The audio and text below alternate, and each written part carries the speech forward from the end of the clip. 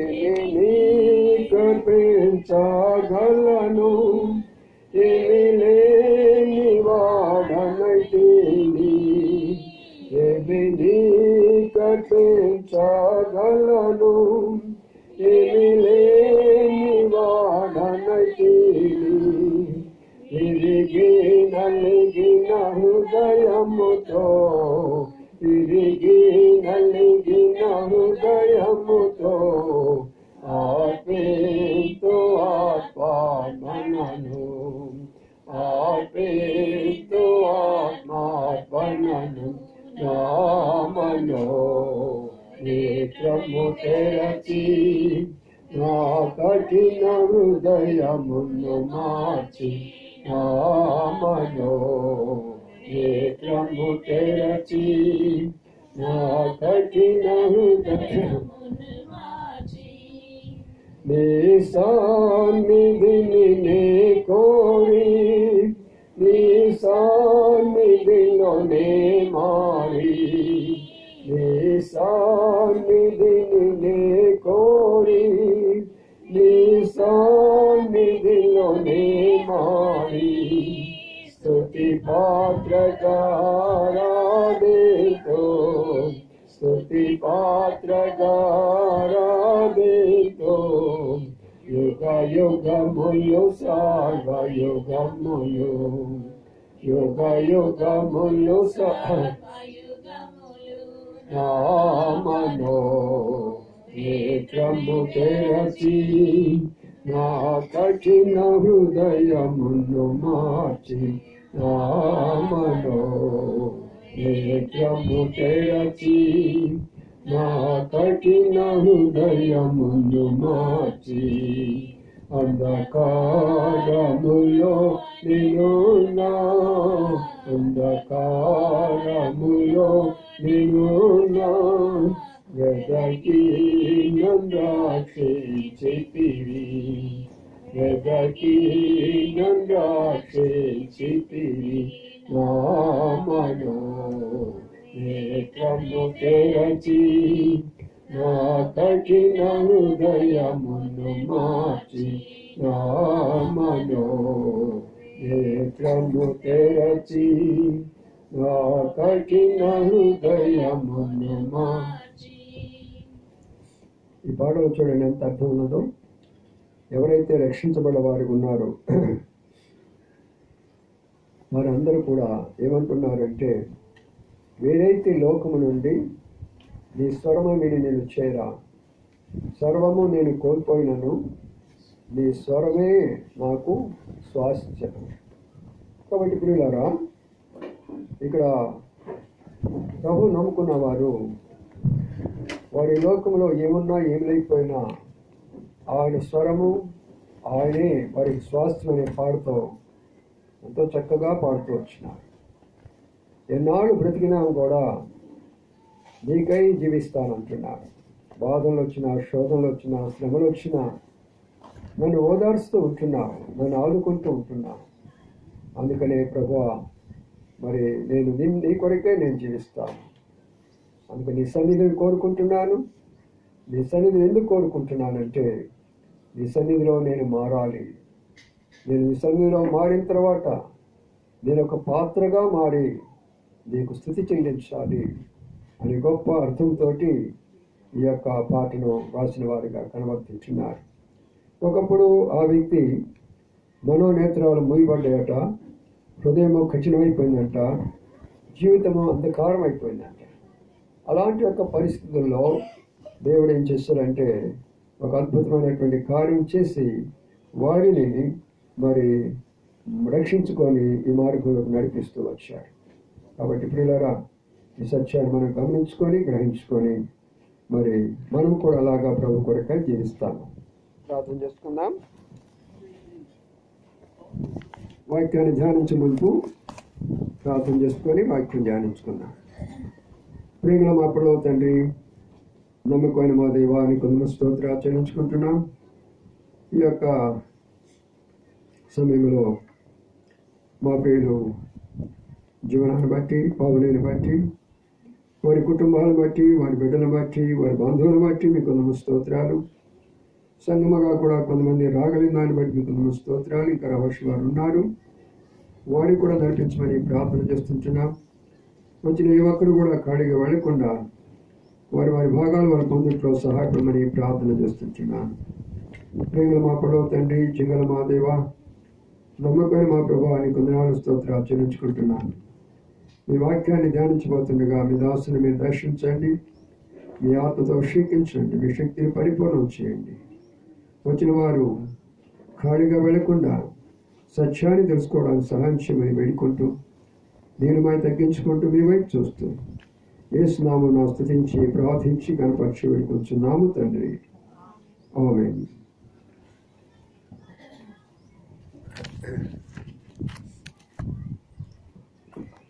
ప్రియులారా, నా చేతిలో ఉన్నది పరిశుద్ధ గ్రంథం అంటారు.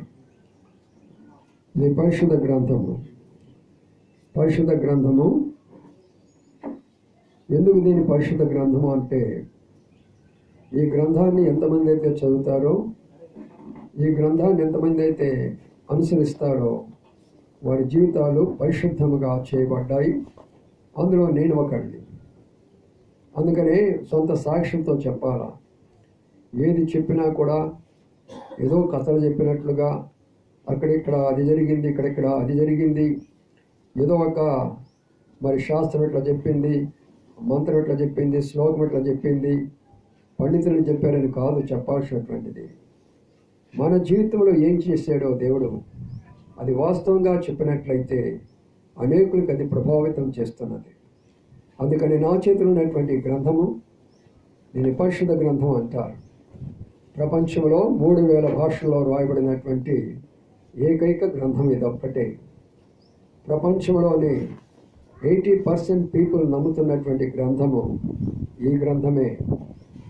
ఈ గ్రంథాన్ని రాయడానికి 1600 సంవత్సరాలు పట్టింది. 40 మంది రాస్తూ వచ్చారు. ఆ రాసినటువంటిది కవిత్వాలు కాదు, కానీ ఎవరి అనుభవాలు వారు రాస్తూ వచ్చారు.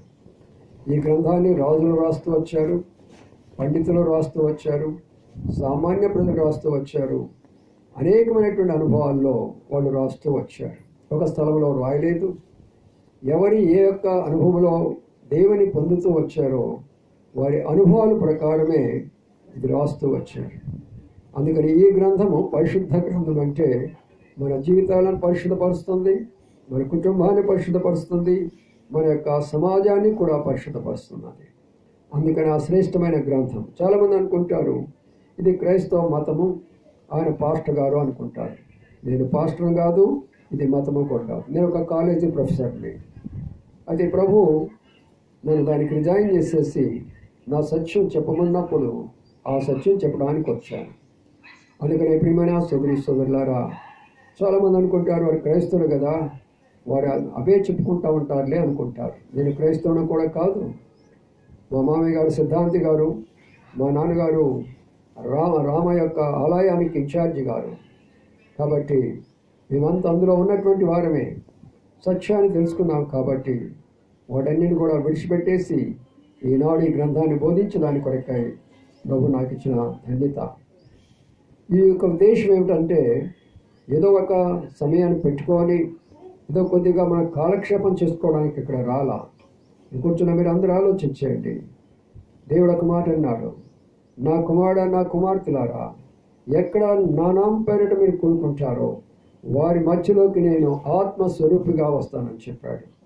కాబట్టి ఆత్మస్వరూపుడైనటువంటి దేవుడు మన మధ్యలో ఉన్నాడు. కాబట్టి ఆయనను మనం గౌరవపరచాలి, ఆయనను మనం మహింపరచాలి, ఆయన మనం స్తుతించాలి. ఈ రెండు కుటుంబాలు మనకు తెలుసు. గతంలో వారి నాన్నగారు శివశంకర్ గారు, వారి అమ్మగారు ప్రభు నమ్ముకున్న తర్వాత వారి బట్టి బిడ్డలు మార్చబడుతూ వచ్చారు.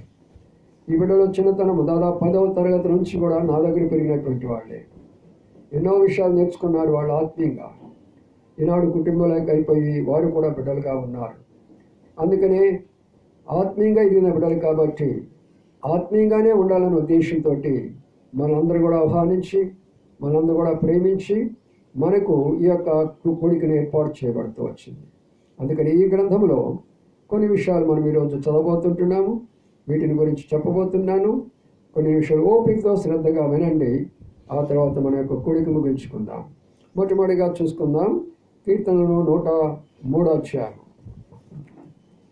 కీర్తనలు 103 అధ్యాయం తీసుకోనండి. బైబిల్ ఉన్నవారు మొదటి నుంచి చదవండి. కీర్తనలు 103 అధ్యాయము మొదటి నుంచి చదవండి. నా ప్రాణమా యెహోవాను సన్నుతించుము, నా అంతరంగమునున్న సమస్తమా ఆయన పరిశుద్ధ నామమును సన్నుతించుము, నా ప్రాణమా. చాలు. ఇక్కడ ఉన్న మాట చూడండి. ఒక వ్యక్తి ఇలాగ చెప్పుకుంటున్నాడు. ఈ చెప్పే వ్యక్తి ఎవరు అనుకుంటున్నారు? ఒక చిన్న వ్యక్తి కాదు, ఒక చిన్న వ్యాపారస్తుడు కాదు, లేకపోతే ఏదో ఒక చిన్న ఉద్యోగస్తుడు కాదు, లేకపోతే ఆయన ఒక ఏదో మనం అనుకున్న రీతిగా ఒక వ్యవసాయదారుడు కూడా కాదు. ఆయన ఎవరు అంటే సాక్షాత్ ఒక రాజుగారు. ఇజ్రాయెల్ దేశమైనాడు మనం చూస్తున్నటువంటి ఇజ్రాయెల్ దేశం పరిపాలించిన రాజుగారు ఆయనే దావీదు రాజుగారు. ఆయన అనేటటువంటి మాట ఏంటంటే నా ప్రాణమా యెహోవాను సన్నుతించుము అంటున్నాడు. ప్రియమైన సోదరి సోదరులారా, నా ప్రాణమా యెహోవాను సన్నుతించుము.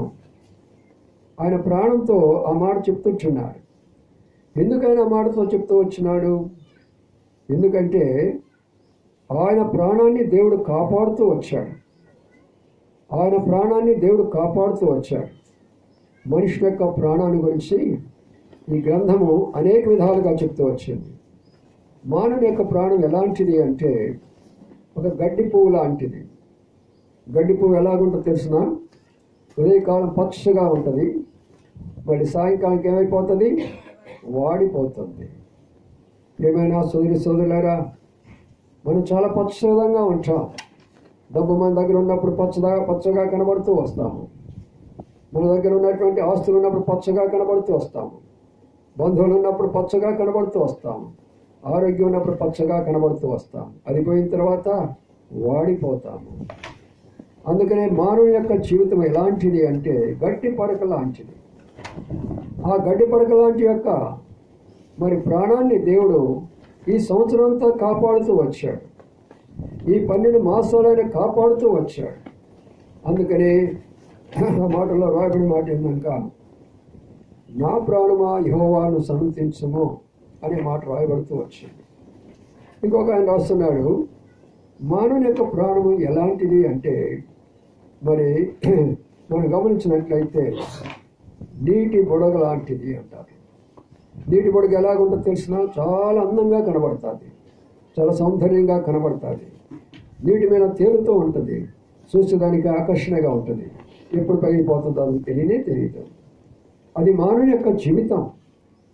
మనం చాలా చక్కగా కనబడతాం, అందంగా కనబడతాం, ప్రజలకు చాలా ఆకర్షణగా కనబడతాం. మన మాటలు, మన కార్యాలు, మన సమస్తము కూడా అనేకులను ఆకర్షిస్తాయి. ఎప్పుడు ఈ యొక్క బుడగ పగిలిపోతుందో మనకు తెలియదు. అందుకనే ఏ యొక్క వ్యక్తి కూడా ఈ లోకంలో శాశ్వతం కాదు. ప్రపంచాన్ని పరిపాలించిన నేతలు ఈ రోజున లేరు. ప్రపంచాన్ని పరిపాలించినట్లు గొప్ప రాజులు ఈ రోజున లేరు.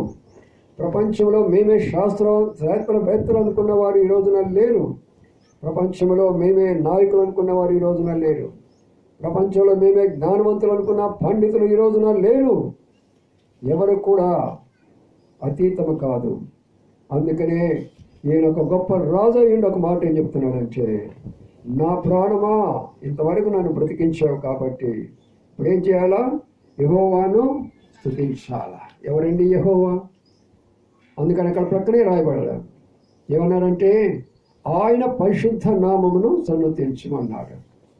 కాబట్టి దేవుని యొక్క పేరులో పరిశుద్ధత ఉండాలా. యెహోవా దేవుడు ఆయన ఆత్మస్వరూపుడు కనుక ఆయనకి భార్యలు ఉండరు. ఆయన ఆత్మస్వరూపుడు కనుక ఆయనకి బిడ్డలు మనమే. ఆయన ఆత్మస్వరూపుడు కనుక ధనాశ ఆయనకు ఉండదు.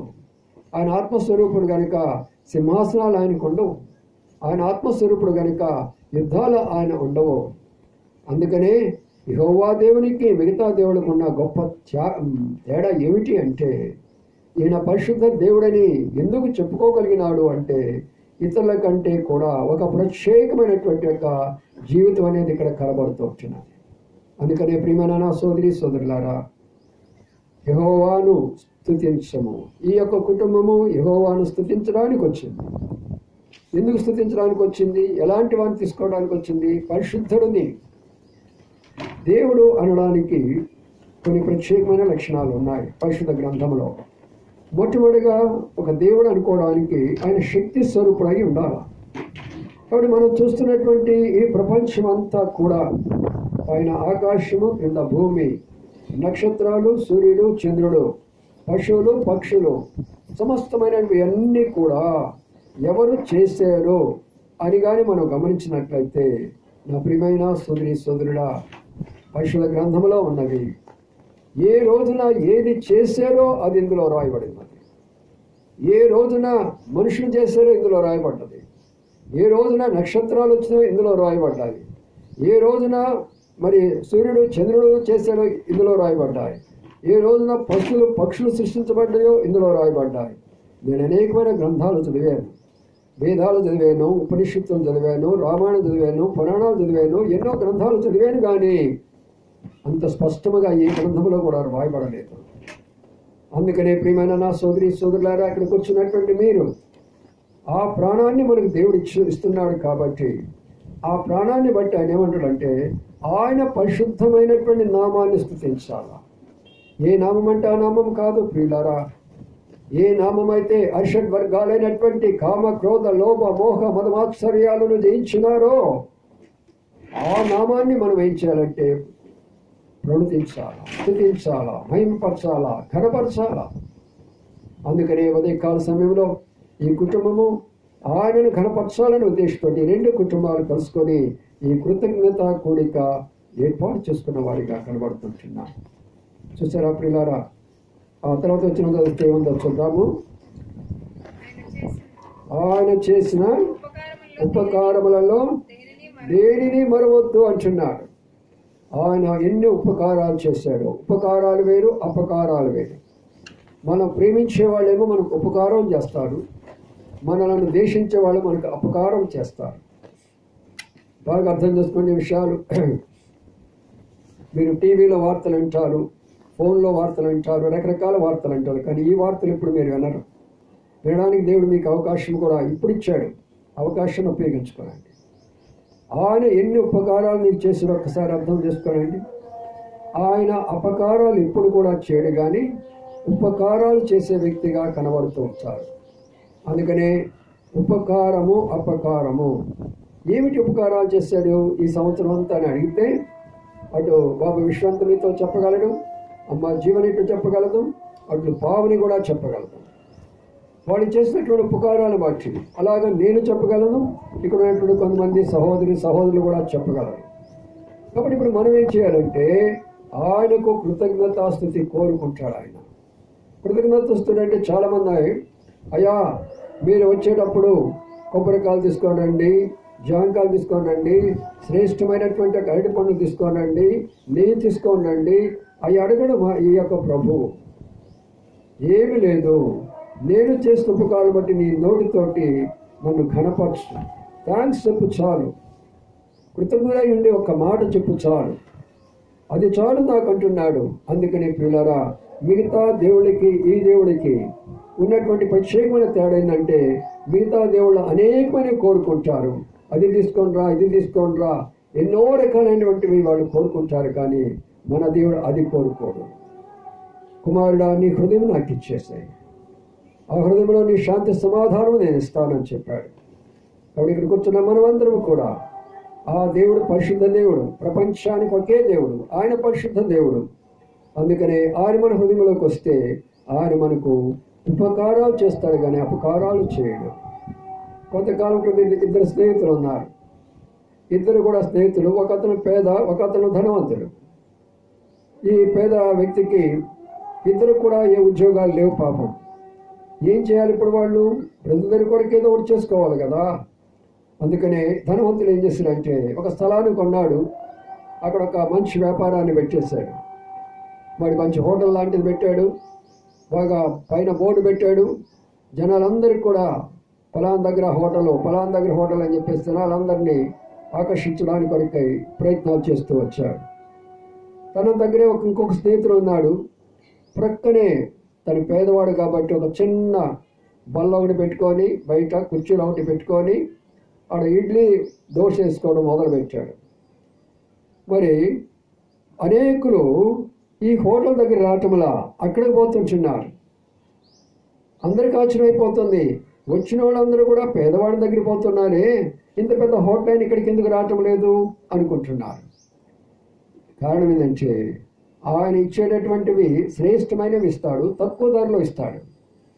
ఈ ధనవంతుడికి కావాల్సినటువంటి డబ్బు కాబట్టి అనేకమైనటువంటివి రకరకాలైనటువంటివి తయారు చేసుకొని హై కాస్ట్ అనగా ఎక్కువ ధరలో అమ్ముతూ ఉంటాడు. అందుకని ప్రజలందరూ అటువైపు మొగ్గు చూస్తాడు. ఓర్చుకోలేకపోయినాడు ధనవంతుడు. సొంత స్నేహితుడైనా ఓర్చుకోలేకపోయినాడు. వీడిని ఎట్లయినా సరే ఇక్కడి నుంచి పంపించాలనుకున్నాడు.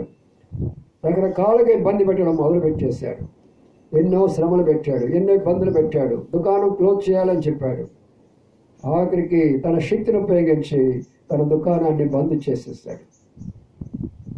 అపకారము చూడండి, ఇలాంటిదో సొంత స్నేహితుడికి ఎంత అపకారం ఉన్నది ఒకసారి చూడండి. నా ప్రియమైన సోదరులారా, ఈ మాట వింటుంటే మనకి ఎలాగుందో ఒకసారి అర్థం చేసుకోనండి. అయితే ఆ పేదవాడు అక్కడి నుంచి బయలుదేరినాడు, మరో స్థలానికి వెళ్ళిపోయినాడు. అదే చిన్న దుకాణం వాడు పెట్టుకున్నాడు. అప్పుడు జరిగిన విషయం ఏంటంటే, మరి ఇక్కడ ఉన్నటువంటి వారందరూ కూడా అక్కడ పోవడం మొదలుపెట్టారు. ఇప్పుడు ఇతను ఆ స్థలము ఈ స్థలం ఆక్రమించుకొని పెద్దగా కట్టుకున్నాడు. ఎవరూ రాలేదు. కొంతకాలం అయిపోయిన తర్వాత అప్పుల పాలైపోయినాడు. కొంతకాలం అయిన తర్వాత పూర్తిగా వ్యాపారం అంతా ఆగిపోయింది. అంతా నష్టం వచ్చేసింది. ఏడుస్తూ ఉన్నాడు. అయ్యో, నేను ఇంత పెట్టుబడి పెట్టానే, నా వ్యాపారం సాగటం లేదని ఏడుస్తున్నాడు. ఏమిటి కారణం అంటే, ఉపకారం చేసేవాళ్ళు వేరు, అపకారం చేసేవాళ్ళు వేరు. ఎప్పుడైతే మనము ఇతరుల కొరకై చేయి చాపుతూ వస్తామో, దేవుడు మనకు ఉపకారం చేస్తూ వస్తాడు. ఇతరులకు మనం కష్టపెడుతూ వస్తామో, దేవుడు అంతకంటే వారి ద్వారాలే మోసివేస్తూ వస్తాడు. నా ప్రియమైన సోదరులారా, ఈ మధ్యాహ్న కాల సమయంలో దేవుడి మాటలు వింటున్నాం. మనమందరం కూడా ఆయన చెప్పిన రీతిగా ఏమంటున్నాడు? నా ప్రాణమా యెహోవాను స్తుతించుము, ఆయన చేసిన ఉపకారములలో దేనిని మరవద్దు. అందుకని మనం మర్చిపోకుండా 12 నెలలు కాపాడుతూ వచ్చావు నాయన. నా బిడ్డలను, మమ్మలను అనేకమైన పరిస్థితుల్లో పోషిస్తూ వచ్చావు. అందుకని నీ కృతజ్ఞాస్తులు చెల్లిస్తున్నానని ప్రభువుకు మన కృతజ్ఞాస్తులు చెల్లించడానికి ఇక్కడికి వచ్చిన వారికి ఉన్నాం. ఆ తర్వాత వచ్చిన మనం గమనిస్తే, ఆయన నీ దోషములన్నిటినీ క్షమించువాడు, నీ సంకటములను. ఈ లోకములో నేను దోషిని కాదనే వాళ్ళు ఎవ్వరూ లేరు, ఇంక్లూడింగ్ సుప్రీంకోర్టు. ఏ న్యాయమూర్తి అయినా సరే దోషే. ఎలాంటి ఈ లోకంలో ఉన్నటువంటి పరిపాలకులైన దోషులే. ఏ ఒక్కరు తమ గుండె మీద చేసుకొని నేను దోషిని కాదని చెప్పగల ధైర్యం ఎవరికైనా ఉన్నదా? ఎవరికీ లేదు. అందరూ కూడా దోషులే. అలాంటప్పుడు దోషులైన వారిని క్షమించాలంటే దోషము చేయలేనటువంటి వారు క్షమిస్తాడు. దోషాలు చేసేవారు ఎలాగ క్షమించగలరు? అందుకని ప్రియమైన సోదరులారా, ప్రభు ఎందుకు ఈ మాట అంటున్నాడంటే, నేను ఎక్కడ దోషిని కాదు. ప్రభు యేసుక్రీస్తు ఒక మాట అన్నాడు, నాలో పాపం ఉన్నదని మీరు ఎవరైనా రుజువుపరుస్తారా అని ప్రపంచానికి చెప్పినప్పుడు, నేటి వరకు బైబిల్లో తప్పులు చూపించాలని, మరి యేసుక్రీస్తు ప్రభువుని నిందలు వేయాలని, క్రైస్తత్వం మీద బురద చల్లాలని, అనేక రకాలుగా ఆటంకపరచాలన్నవాడు కూడా కాలగర్భంలో కలిసిపోయినారు. కానీ జీవగ్రంథమైనటువంటి బైబిల్ అలాగే నిలబడింది. ఇంకా అత్యధికముగా సత్యములో ప్రభు వస్తూ వచ్చినాడు. అందుకనే మనం అంటాం, అసతోమా సద్గమయ అనగా, అయ్యా నేను అసత్యములో ఉన్నాను. ఏమిటా సత్యము? మనం చేసే సమస్తమైన భక్తి, మనం చేసే వ్యాపారము, మనం చేసినటువంటి సమస్తమైన మోసాలు అన్నీ కూడా అసత్యమే. ఈ అసత్యములో ఉన్నటువంటి నన్ను సత్యములోకి నడిపించాయ్యా అంటున్నాడు. యోహాను 14:6 ఒక మాట అన్నాడు, నేనే మార్గమును, నేనే సత్యమును. ప్రభు చెప్పినాడు ఆ మాట. ఆయన సత్యము, ఆయన సత్యము. అయితే ప్రజలు రెండు రకాలైనటువంటి బురద, రెండు రకాలైనటువంటి యొక్క పరిస్థితిని భారతదేశాన్ని తీసుకొచ్చాడు. అందుకనే దేవుడు నాలాంటి యొక్క ప్రొఫెసర్స్ పిలిపించేసి సత్యాన్ని ప్రపంచాన్ని ప్రకటించమని చెప్పాడు. ఏమిటి యొక్క అంధకారం అంటే, ఇది బ్రిటిష్ వాళ్ళ యొక్క దేవుడయ్యా, మంద కాదు. బ్రిటిష్ వాళ్ళ దేవుడా ఇది? యేసు ప్రభువారు ఎక్కడ పుట్టాడు? నిన్నే క్రిస్మస్ జరిపించుకున్నాం కదా. ఎక్కడ పుట్టాడు యేసు క్రీస్తు ప్రభువారు? బెత్లెహేములో పుట్టాడు, ఆసియా ఖండంలో పుట్టాడు. మన ఖండంలో పుడితే ఎక్కడో ఉన్నటువంటి ఐరోపా ఖండంలో దేవుడు అంటాం. ఎంత మోసయుక్తమైన విషయం ఇది! ఎంత మోసం చేస్తున్నారు మనలను. సత్యంలోనికి రానియకుండా వారి స్వార్థం కొరకై మనల అనేకులను వారి యొక్క దేని వైపు త్రిప్పుకునే దాని కొరకై సొంత గ్రంథాలు రాసి ఆ గ్రంథాల్లో దేవుడు సృష్టించి వాళ్ళకి పేర్లు పెట్టేసేసి, మేము చెప్పితే మా మాటలు వింటే, మా పాదాభినందన చేసుకుంటే, మా యొక్క సమస్తమైనటువంటి చేసుకుంటే నీకు స్వర్గం వస్తుందని తప్పుడు ప్రచారం చేసి ప్రజలను సత్యంలోకి నడిపించలేకపోతున్నారు. నా ప్రియమైన సోదరి సోదరులారు, ఇక్కడ కూర్చున్నవారు ఈ మాటలు బాగా అర్థం చేసుకోనండి. ఒకవేళ బ్రిటిష్ వాళ్ళదే బైబిల్ గ్రంథం అయితే బైబిల్ ఏం చెప్తుంది తెలుసా? నీ శత్రువును ప్రేమించమని చెప్పింది. నీ శత్రువును ప్రేమించమని చెప్పింది. మరి ఎందుకు వాళ్ళు యుద్ధాలు చేస్తున్నారు? బ్రిటిష్ వాళ్ళు ఎందుకు యుద్ధాలు చేస్తున్నారు? మీరే ఆలోచన చేయండి. ఎంతమందితో యుద్ధం చేశారు? మన భారతదేశానికి కూడా రాలేదా వాళ్ళు? ఇన్ని దేశాలు ఆక్రమించుకోలేదు వాళ్ళు? ఎలాగవుతారు వాళ్ళు బ్రిటిష్ మతము? ఈ యొక్క చీకటిలో నుంచి, ఈ అంధకారంలో నుంచి, ఈ తప్పుడు సిద్ధాంతాల నుంచి బయటికి రాకపోయినావా, ఒకానొక రోజు వస్తుంది. ఆ చీకటి కలిగినటువంటి నరకమే మనకు ప్రాప్తి అయిపోతుంది. జాగ్రత్త. రెండవది అంటారు, వీళ్ళు తక్కువ కులస్తులని అని అన్నారు. తక్కువ కులస్తులు ఎక్కడ? ప్రపంచంలో ఉన్న వారందరిలో ఒక భారతదేశంలోనేనా తక్కువ కులస్తులు? మిగతా దేశాలు ఉండరా? ఎందుకున్నారు ఇక్కడ తక్కువ కులస్తులు? అసలు కులస్తులు అంటే కులం అంటే తెలుసా? కులం అంటే అర్థం ఏంటంటే స్థలము అని అర్థం. ఎవరు ఏ స్థలములో పని చేస్తారో ఆ స్థలాన్ని బట్టి ఆ కులం ఆపాదించబడింది. కుండలు చేసేవాడిని కుమ్మరి అన్నారు.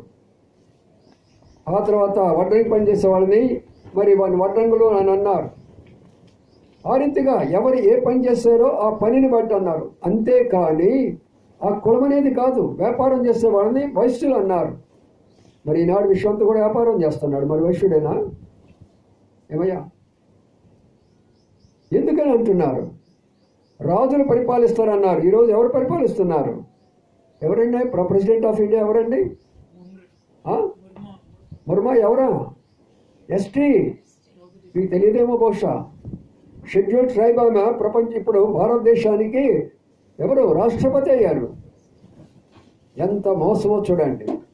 కులమని ఆపాదించి ప్రజలను తప్పు దారిలో మరలించేసి సత్యానికి దూరం చేస్తూ వీళ్ళందరూ రాసిన గ్రంథాలు చదువుకొని ఎంతకాలం మన పాపంలో ఉందాం. అందుకనే మీ దోషాలన్నిటినీ క్షమించువాడు ఆయన, నీ పాపాలన్నీ క్షమించువాడు ఆయన. చాలామంది అంటారు, నేనేం పాపం చేస్తున్నాను, నేను ఎడుతున్నాను కదా, నేనేం అబద్ధాలు చెప్పడం లేదు, నేనేం మోసం చేయటం లేదు, నేను దొంగతనం చేయటం లేదు, నేను ఏమి చేయటం లేదు. ప్రియమైన సోదరి సోదరుడా, పాపం అంటే ఏమో కాదు. ఒక స్త్రీని అలాగ చూసామంటే పాపం అయిపోతుంది. ఏ పురుషుడు చెప్పగలరు నేను స్త్రీని చూడటం లేదనేది ఈ లోకంలో? ఎన్నిసార్లు మన నోట్లో నుంచి కాని మాటలు, అబద్ధ మాటలు వస్తాయి. పాపం కాదా? వారిని బండబూతులతో తిడతాం. పాపం కాదా? భర్తను ఎంతగానో అసహించుకుంటాం, ద్వేషించుకుంటాం, భర్తని అనేక మాటలు అంటాం. పాపం కాదా? పాపం అనుకుంటే మనం ఏదో అనుకుంటూ ఉంటాం. అందుకనే వీటి యొక్క క్షమాపణ జరగకపోతే ఆ పరిశుద్ధుడైనటువంటి యొక్క ఆయన రాజ్యంలోకి వెళ్ళలేము.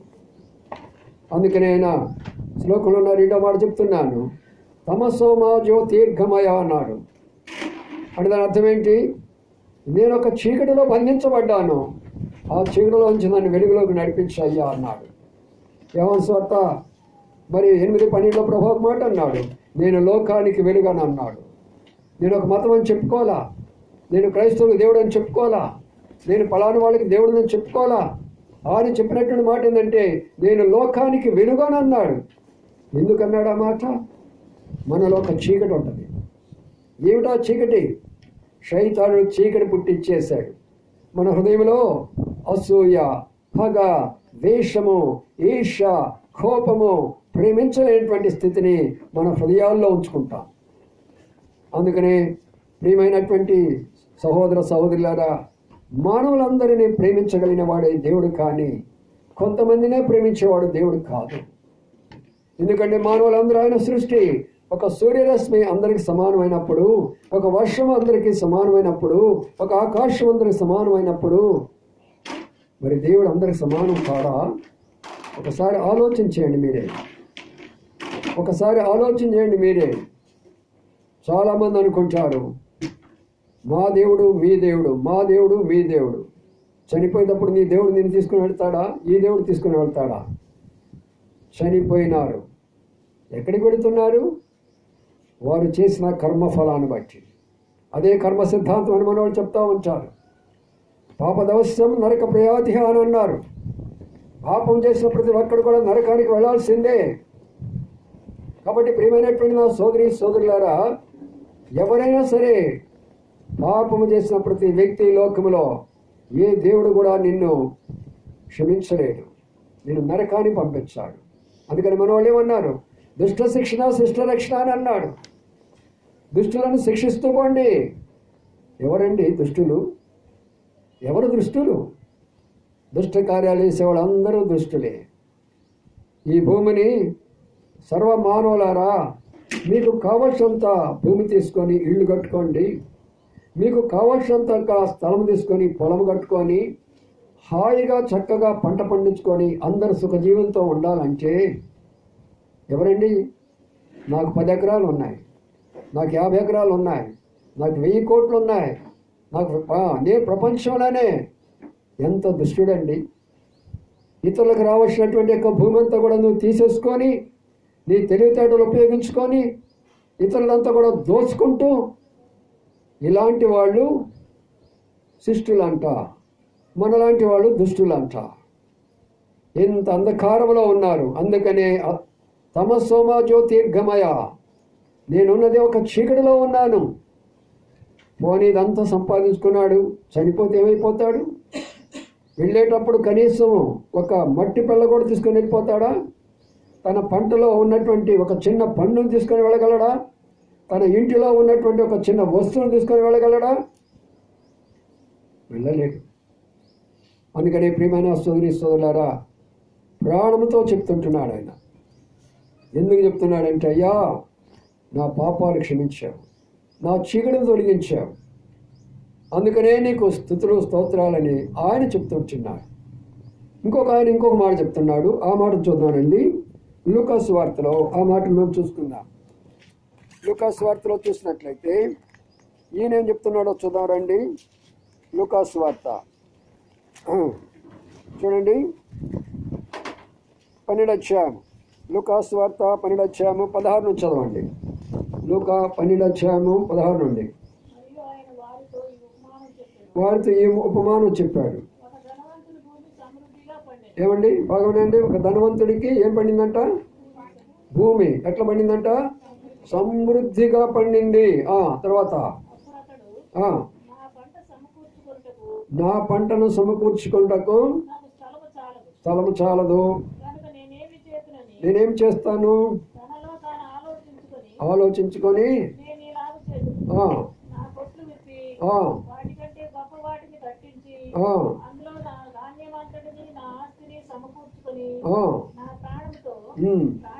ఇప్పుడు చూడు, ఈయన ప్రాణంతో చెప్తున్నాడు ఒక మాట. ఏమని చెప్తున్నాడు వినండి. ప్రాణంతో ఏం చెప్తున్నాడు?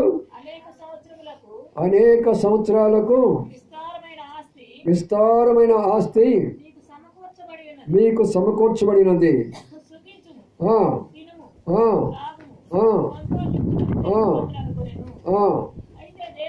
దేవుడు వెర్రివాడా.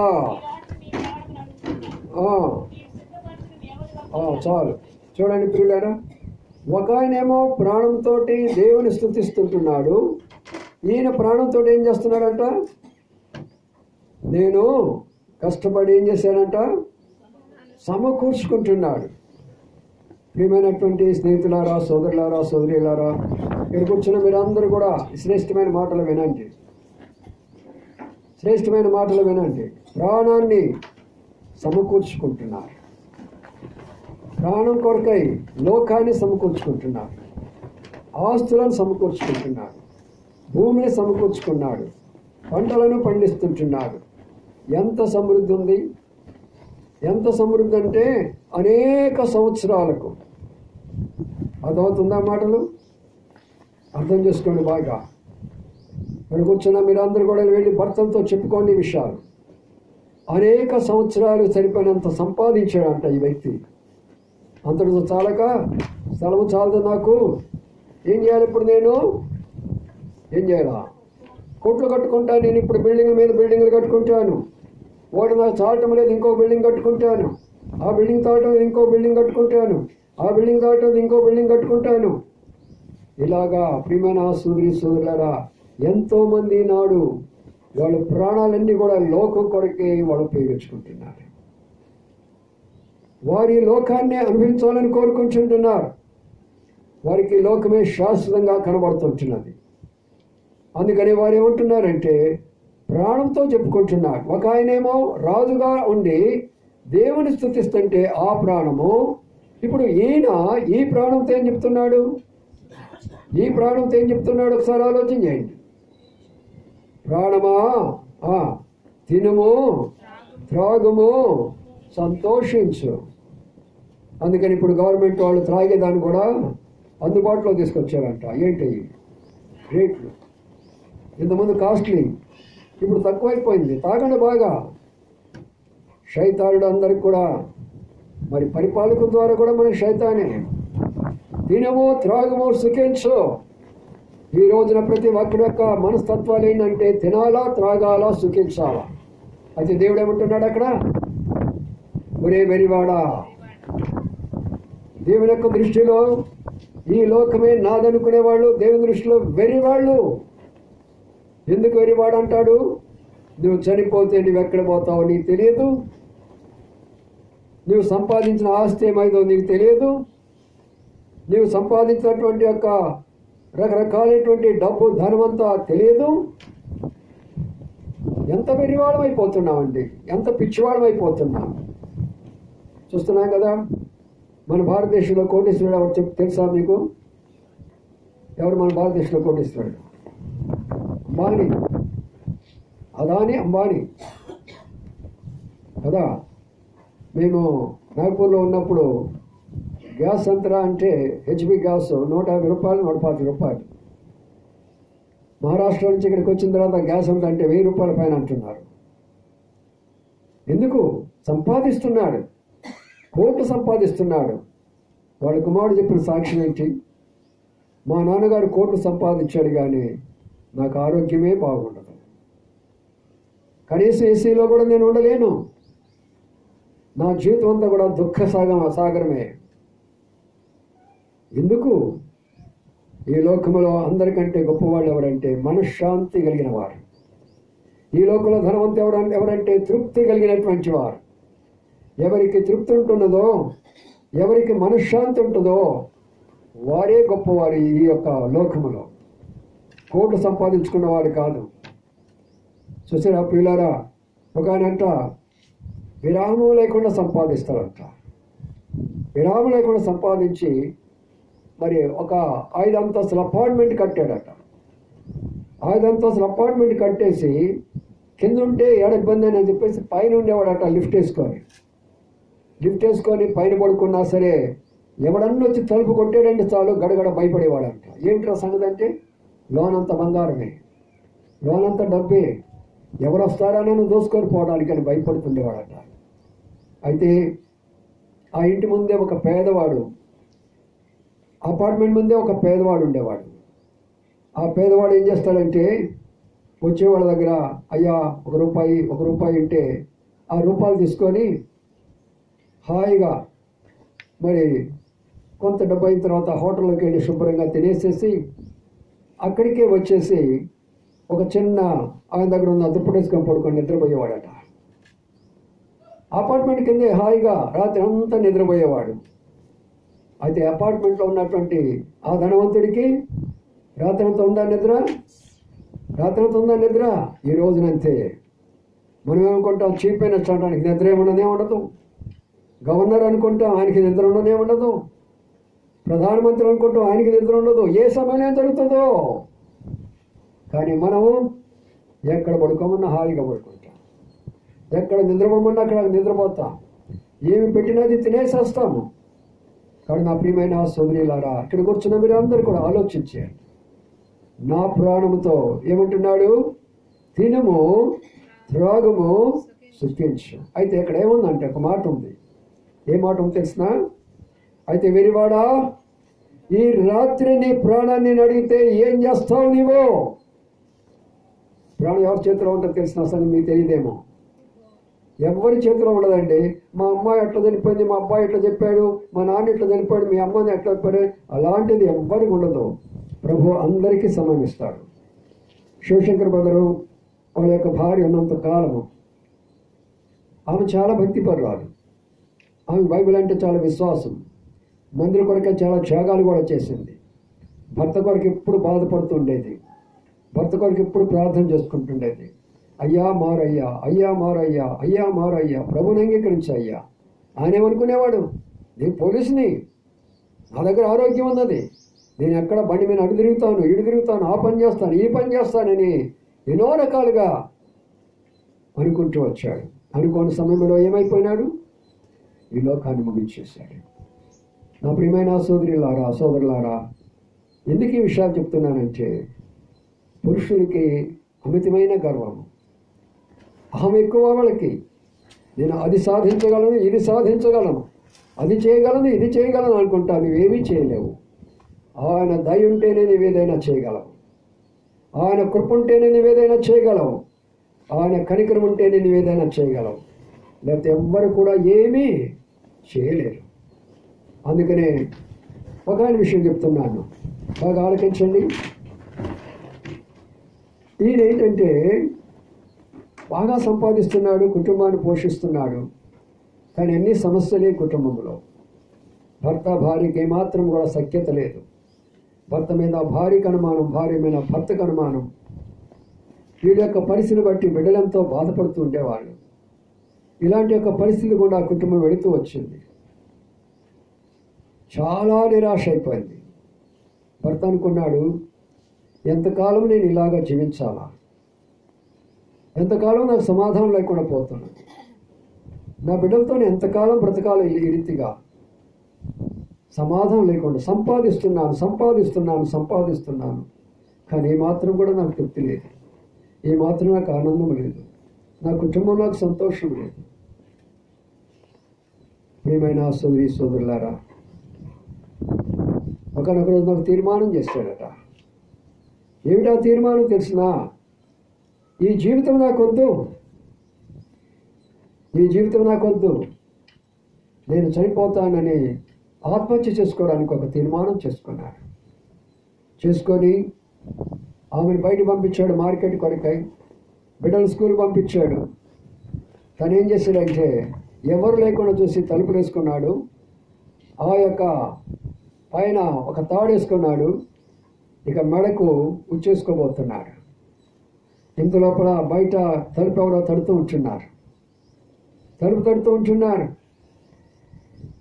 ఉంటున్నప్పుడు, ఎవర్రా బాబు, నేను చస్తానని అనుకుంటే ఎవరు ఇప్పుడు వచ్చారు, ఇప్పుడు తలుపు కొడుతున్నారు ఎవరు అని చెప్పేసి హడావుడిగా వెళ్ళి తలుపు తీస్తే ఒక పేదరాలు 2 బిడ్డలను ప్రక్కన పెట్టుకొని కన్నీటితోటి, అయ్యా నాకు కొంచెం సహాయం చేస్తావా? ఎవరమ్మా నువ్వు? ఎక్కడి నుంచి వచ్చావు? నేను సహాయం చేయటం ఏంటి నీకు అని అడిగాడు. అయ్యా, మేము కూడా ఒకప్పుడు మీలాగా బాగా ఉన్నవాళ్ళమేనయ్యా. మా భర్త చాలా సంపాదించేవాడయ్యా. అయితే త్రాగుబోతైపోయి అనుకోకుండా మధ్యలోనే చనిపోవడం వల్ల నా బ్రతుకు, నా బిడ్డల బ్రతుకు ఇలాగ అయిపోయిందయ్యా.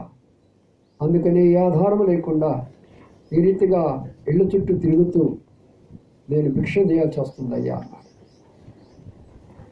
అప్పుడు ఆయన ఒకసారి ఆలోచన చేశాడు, వీళ్ళ భర్త చనిపోయినాడా? వీళ్ళ భర్త చనిపోతే ఈమె అనాథురాలు అయిపోయిందా? ఈమె విధవరాలు అయిపోయిందా? ఈ బిడ్డలు అనాథులు అయిపోయినారా? ఇప్పుడు నేను చనిపోతే నా భార్య కూడా అదే అవుతుంది, నా బిడ్డలు కూడా అదే అవుతారు. వెంటనే మనసు మార్చుకున్నాడు. ఇక నేను చనిపోకూడదు, నేను చనిపోయే సాధించేది ఏమీ లేదు. అందుకనే ఆమెను లోనికి పిలిచి ఆయన దగ్గర ఆహారం పెట్టి కొంత ధనం ఆమె చేతికిచ్చి, అమ్మ జాగ్రత్తగా వెళ్ళి ఇక్కడి నుంచి అన్నాడు. చూసారా ప్రియులారా? అప్పుడు చెప్పండి, ఎవరు చెప్పగలరు ఆస్తిని బట్టి ధనాన్ని బట్టి నేను సంతోషంగా ఉండగలనని? ఎవరైనా ఉన్నారా ఈ లోకంలో? ఎవరూ లేరు. అందుకనే నా ప్రాణమా, తినుము, త్రాగుము, సుఖించు. ఈ రాత్రి నీ ప్రాణం అడిగితే ఏమైపోతాయి నీ అన్నీ కూడా? మనం సంపాదించిన ఆస్తులన్నీ ఎక్కడికి వెళ్ళిపోతాయి? విరామం లేకుండా పనిచేస్తూ ఉంటున్నాం. ఎక్కడికి వెళతాం మనము?